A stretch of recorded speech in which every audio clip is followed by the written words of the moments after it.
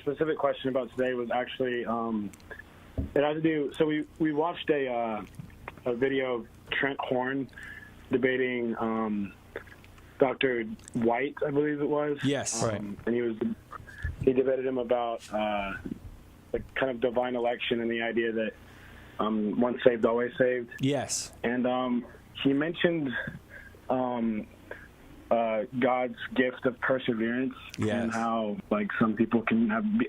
And I guess my question was, how is that different from election, and what is God's gift of perseverance, and yes. what all does that entail? So. Yes, great question, George. And I think what you're getting at there is the gift of final preservation, right, or final perseverance. And that's very different from the Calvinist notion in this sense. What that means is the gift of final perseverance that will empower us to finally fulfill what Revelation chapter 2 says, Revelation 2:10, be thou faithful unto death, and I will give you the crown of life, requires a gift that's entirely unmerited, analogous to the gift we receive in baptism. That's entirely unmerited. Because in order to kickstart you into the Christian life, you need a gift that's entirely unmerited. It's beyond your ability. And that is the grace of baptism, to kickstart you into a life of grace. Well, at the end of life, you need another gift of grace, entirely unmerited, to kickstart you into eternity, right?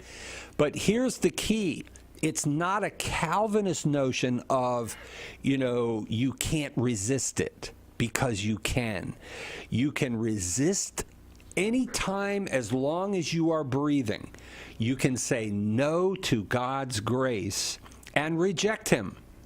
So even the gift of final perseverance. Also, we don't know when precisely, now that guy got it. We don't know. God can give you that gift of grace days before, hours before you die. We simply don't know. But what we do know is you have to cooperate with it, right?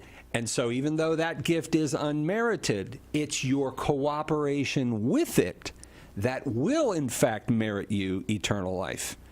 So just as with the gift of baptism, the initial grace is absolutely unmerited, but you must immediately begin to cooperate with that grace, and that's when you begin to merit.